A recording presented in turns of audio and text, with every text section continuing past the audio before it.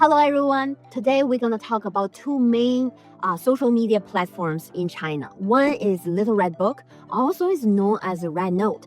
The other one is Douyin, is the sister app in China. So a lot of times when people want to reach the Chinese consumers, they got stuck on this question: which platform should I choose? Should I use the Red Book or should I use Douyin? So today we're going to talk about what's the difference between these two platforms. So the first thing is they have totally different demographics on these two platforms.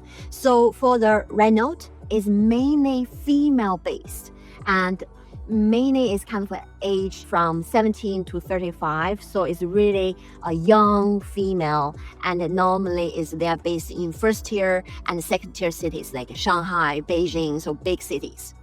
And also, according to data, 70% of the users is actually a female. So it has really strong Gen Z kind of user base as well. Well, if we look at the TikTok, the Chinese Douyin is the number one kind of social media platform in China.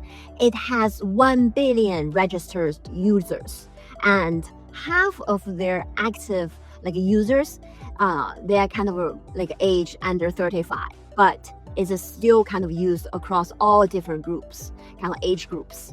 And also, the second thing I want to talk about is their content format is very different.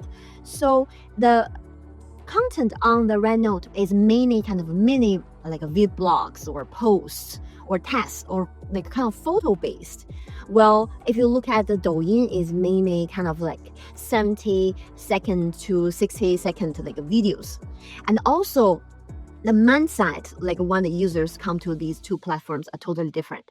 So a lot of times, users come with a rich search mindset when they come to a Little RedNote, because they want to look for kind of other people's advice, and they want to kind of look at the reviews, especially they want to kind of find what's the best products or service out there in the markets. So they do a lot of kind of compare with the prices and ask for advices. So that's why social media kind of influencers kind of a rational when it comes to Little RedNote. Well, the TikTok is more irrational, emotional. So a lot of times it's kind of people look for excitement, and then for challenges, fun videos. So it's only a lot of times for entertainment. So that's why in terms of a sales funnel is totally different on these two platforms as well. So the RedNote is mainly kind of in the early stage. It also kind of a lot of times the advertisement is blind with the regular content, regular post.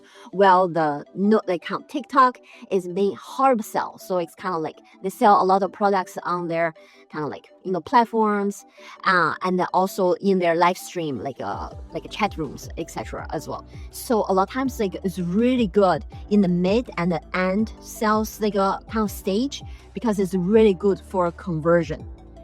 And another thing I want to talk about is they kind of have different registration rules. So if you want to register on RedNote, you can either do a personal and official accounts, which is business account, and both you can start your e-commerce stores. So you can use individual account or business account. Either account you can start e-commerce kind of shop.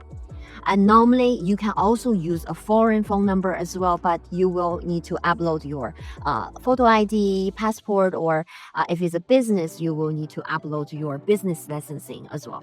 On the other hand, the Douyin is more kind of strict. So normally if you're a business, they will ask you for business licensing. If you have trademark, you have to kind of upload your trademark documents as well. But the most important is you have to have a mainland phone number. It wouldn't work if you have a foreign phone number. So, and even for the individual accounts, you also need to upload your photo ID as well. So it's kind of stricter, way more strict than RedNote. All this information might sound a little bit overwhelming at first, but don't worry, we got you covered. At Charlesworth, we provide services to businesses of different sizes. So we help you localization and we provide you with different marketing strategies.